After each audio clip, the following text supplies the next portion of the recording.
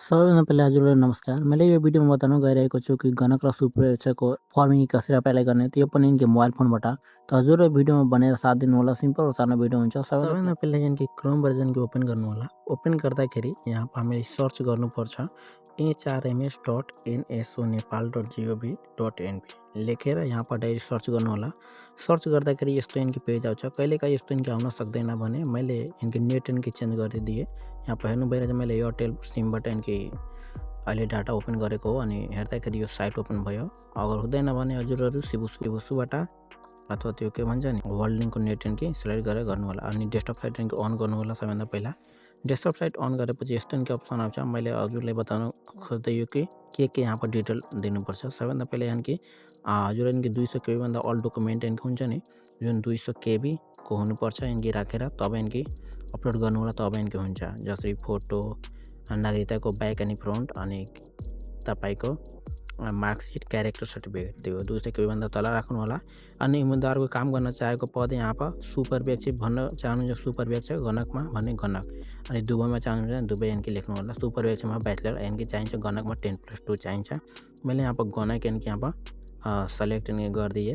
गणक select गरेपछि यहाँ पर प्रदेश इनके लेख्नु होला। हजुर कुन प्रदेशबाट हो यहाँ जिल्ला इनके सेलेक्ट गर्नु होला अनि नगरपालिका गाउँपालिका कुन हो यहाँ पर इनके हजुरले बताउँछ अनि वार्ड नम्बर के हो त्यो अनि उम्मेदवारको व्यक्तिगत विवरणमा हजुरले आफ्नो इनके नाम इनके यहाँ पर लेख्नु होला नेपालीमा यो नेपालीमा लेख्नु होला अनि यतातिर भन्दै यो आवेदकको नाम थर जुन इनके इङ्ग्लिसमा हो अनि यहाँ पर सेलेक्ट गर्नु होला। लिङ्क अनि बुवाको नाम के हो आमाको नाम के हो यो सबै इनके लेखेर जन्ममिति फिलअप गर्नु होला। हजुरले बताइदिउँ म यहाँ पर हजुर यो नेम बुबाको नाम अनि आमाको नाम यो सब छ नि यो नेपालीमा लेख्दा पनि भइहाल्छ, इङ्ग्लिसमा लेख्दा पनि भइहाल्छ, केही फरक पर्दैन। जन्ममिति हजुर विक्रमसम्म लेख्दा एडी अटोमेटिक इनके आइहाल्छ। आउँदैन भने यहाँ पर लेख्नु होला अनि पुरा भएको अटोमेटिक डिटेल गरिन्छ। गर्दैन भने एकचोटि घटाएर लेख्नु होला अनि सम्पर्क नम्बर के हो त्यो इमेल ठेगाना इनके दिनु होला। तलतिर इनके नागरिकता सम्बन्धी विवरण दिएको हो, नागरिकता नम्बर के हो अनि प्रदेश नागरिकता जारी गर्ने जिल्ला कुन हो अनि नागरिकता जारी गर्ने जिल्ला त्यो बताइरहेछ अनि नागरिकता जारी गर्ने मिति कुन हो यानी कि लेखेर यहाँ पर नागरिकताको प्रमाणपत्र हुन्छ नि जुन ब्याक अनि फ्रन्ट एउटै यानी फोटोमा राखेर 200 KB भन्दा तल इनके राखेर यानी यहाँ पर नागरिकताको प्रमाणपत्र इनके अपलोड गर्नु होला। त्यसपछि तलतिर स्क्रोल डाउन गर्दा यहाँ पर ठेगाना विवरण के हजुरलाई देख्नु भइरहेछ। प्रदेश कुन हो त्यो लेख्नु होला, जिल्ला कुन हो त्यो, नगरपालिका गाउँपालिका कुन हो, वार्ड नम्बर कुन हो अनि टोलको नाम के हो, टोल भन्नुको भिलेज हजुरको गाउँ कुन हो त्यो इनके यहाँ पर लेखिदिनु होला। लेखेपछि स्थायी ठेगाना एउटै छ कि फरक हो त्यो इनके यहाँ पर सेलेक्ट गर्नु होला। सपोज हजुर कहाँ के बसोबास गर्नु भइरहेको छ त्यो इनके लेख्नु होला। एउटै छ भने एउटै राख्नु होला, फरक छ भने फरक लेख्नु होला। शैक्षिक योग्यता विवरण इनके यहाँ पर बताइरहेछ गणकमा 10+2 अनि अध्ययन गरेको संकाय कुन हो, हजुरको कुन सब्जेक्ट लिएर पढ्नु भएको हो, कुन फ्याकल्टी यो वाणिज्य हो भने एकाउन्ट अनि शिक्षा हो भने एजुकेसन यो सबै इनके सेलेक्ट गर्नु होला अथवा अरू छ भने अन्यमा सेलेक्ट गर्नु भनेको मेजर सब्जेक्टमा तल लेख्नु होला अनि यसमा लेख्नु होला हजुर के लिएर पढ्नु भएको, एकाउन्ट लिएर एजुकेसन लिएर के लिएर अनि मुख्य विषय यतातिर हो त्यो जसमा जो मुख्य विषयमा नेपाली मेजर हो कि इङ्ग्लिस मेजर त्यो लेखेर प्रथम जिपिए कति हो त्यो लेख्नु होला अनि शैक्षिक ट्रान्सक्रिप्ट मार्कसिट प्रमाणपत्र यहाँ दिनु होला।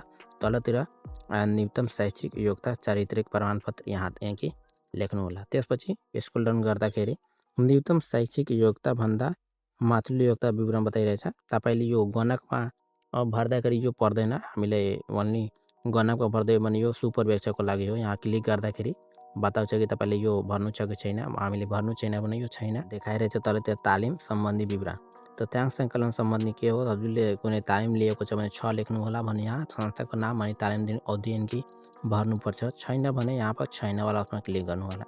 अनि अनुभव सम्बन्धी विवरण के हो, तथ्याङ्क सङ्कलन सम्बन्धी कुनै किसिमको अनुभव छ भने 6 लेख्नु होला, छैन भने छैन लेख्नु होला।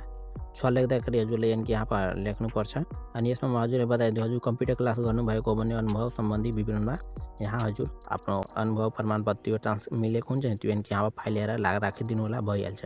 अनि केही पनि गरेको छैन भने छैनवाला अप्सनमा डाइरेक्ट इनके क्लिक गरेर और यहाँ पर तलतिर आउनु होला अनि तलतिर आउँदाखेरि आई टिकमा क्लिक गरेर आफूको फोटो दिएर अनि सबमिट वाला अप्सनमा क्लिक गर्दाखेरि यो हाम्रो फिलअप इनके भइहाल्छ। सबै फिलअप गरेर म हजुरलाई बताउन गइरहेको छु कसरी इनके यो हुन्छ। सबै कुरा फिलअप गरेपछि यहाँ पर आई टिकमा टिक गर्नु होला, मैले माथि दिएको अनि सबमिट वाला अप्सनमा क्लिक गरिदिनु होला। सबमिट अप्सनमा जसै क्लिक गर्नुहुन्छ हाम्रो यानि फर्म रजिस्टर भइहाल्छ। हेर्नु भइरहेछ तपाईँको पनि दर्ता भयो, यानि दर्ता नम्बर यहाँ बताइरहेछ। यो डाउनलोड हामीलाई गर्नुपर्छ अनि डाउनलोड गरेर यो हाम्रो सर्ट लिस्टमा नेम आउँदा नि यो यानि बताउँछ।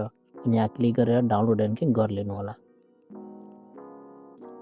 डाउनलोड गर्दाखेरि ओपन गर्दाखेरि यस्तै बताउँछ हजुरको यहाँ पर नेम अनि रेजिस्ट्रेसन नम्बर सबै कुरा यानि देखाइरहेछ। मलाई यो भिडियो कस्तो लाग्यो भन्नु होला अनि राम्रो लाग्दाखेरि च्यानल सब्स्क्राइब गरेर बेल आइकन दबाइदिनु होला। इन गर्न चाहन्छु। Thanks for watching video.